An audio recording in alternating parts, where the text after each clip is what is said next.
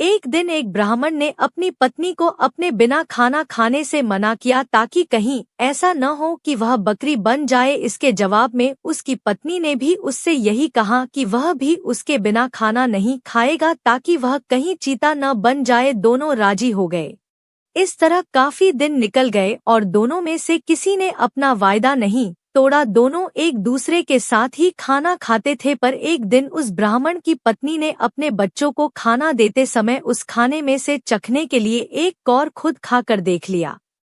उस समय क्योंकि उसका पति वहां नहीं था, उसकी पत्नी तुरंत ही एक बकरी बन गई। जब वह ब्राह्मण घर आया तो उसने देखा कि एक बकरी उसके घर के चारों तरफ घूम रही है। यह देखकर वह बहुत दुखी हुआ क्योंकि वह तुरंत ही जान गया कि वह बकरी और कोई नहीं बल्कि उसकी अपनी प्यारी पत्नी थी। उसने उसको अपने घर के आंगन में बांध दिया और उसकी बड़ी सावधानी से सेवा करने लगा। कुछ साल बाद उसने दूसरी शादी कर ली, पर उसकी दूसरी पत्नी उसकी पहली पत्नी के बच्चों के साथ बिल्कुल भी अच्छा व्यवहार नहीं करती थी। वह तो उनको खाना भी बहुत कम देती थी। वे बच्चे बेचारे बहुत परेशान रहते थे। उनकी बकरी माँ उनकी शिकायतों को सुनती रहती, पर वह बेचारी भी कुछ नहीं कर सकती थी।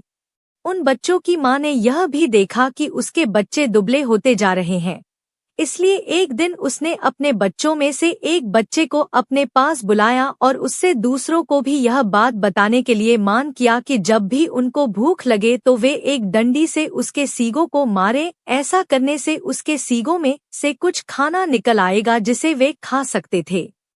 यह सुनकर कि बकरी उसके सौतेले बच्चों को खाना दे रही थी, वह दूसरी पत्नी बहुत गुस्सा हुई। उसने तय कर लिया कि वह उस बकरी को जल्दी ही मरवा देगी। एक दिन उसने बहाना किया कि वह बहुत बीमार है और अपने इलाज के लिए एक हकीम को बुलवाया।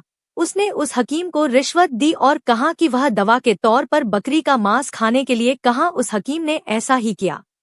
ब्राह्मण अपनी पत्नी की बीमारी के लिए बहुत चिंतित था और हालांकि वह बकरी को बिल्कुल मारना नहीं चाहता था, फिर भी वह अपनी दूसरी पत्नी को ठीक करने के लिए उस बकरी को मारने को लिए तैयार हो गया।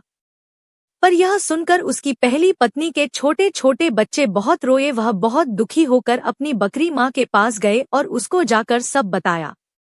उनकी माँ ने कहा, मेरे प्यारे बच्चों, रो नहीं, जो जिंदगी मैं जी रही हूँ ऐसी जिंदगी से तो मर जाना अच्छा है। रो नहीं, मुझे तुम्हारे खाने को लेकर कोई दुख नहीं है, क्योंकि अगर तुम मेरा कहा मानोगे तो तुमको उसके बाद भी खाना मिलता रहेगा।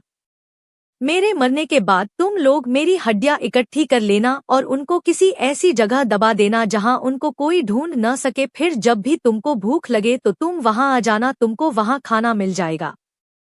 उस बकरी ने उनको यह सलाह बहुत देर तक दिया, क्योंकि जैसे ही उसने अपनी बात खत्म की और उसके बच्चे वहां से गए कि तभी एक कसाई अपना बड़ा सा चाकू लेकर वहां आ पहुंचा और उसने उस बकरी को मार दिया।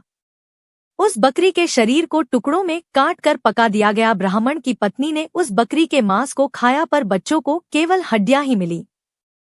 बच्चों ने उन हड्डियों का वही किया जो उनकी बकरी माँ ने उनसे करने के लिए कहा था। उन्होंने उसकी हड्डियां एक ऐसी जगह दबा दी जहां उन्हें कोई ढूंढ नहीं सकता था।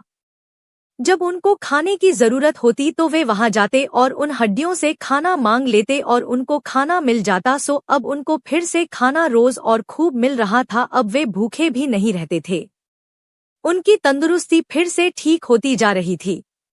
उस बकरी के मर जाने के कुछ समय बाद ब्राह्मण की पहली पत्नी की एक बेटी पानी के नाले में अपना चेहरा धो रही थी कि उसकी नाक की लौंग खुल गई और पानी में गिर गया एक मछली पानी के साथ साथ उसको भी पी गई।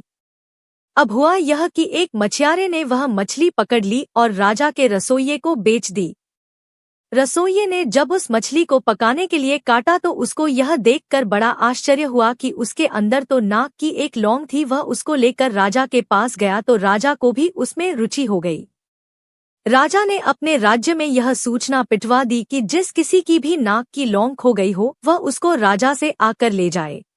कुछ ही दिनों में उस लड़की का भाई राजा के पास आया और बोला कि वह नाक की लौंग उसकी बहन की थी। उसकी यह नाक की लौंग उसका चेहरा धोते समय नाले में गिर पड़ी थी। राजा ने उस लड़की को बुलाया तो वह उसकी सुंदरता और अच्छा व्यवहार देखकर इतना प्रभावित हुआ कि उसने उससे शादी कर ली और उसके परिवार की भी खूब सहायता की।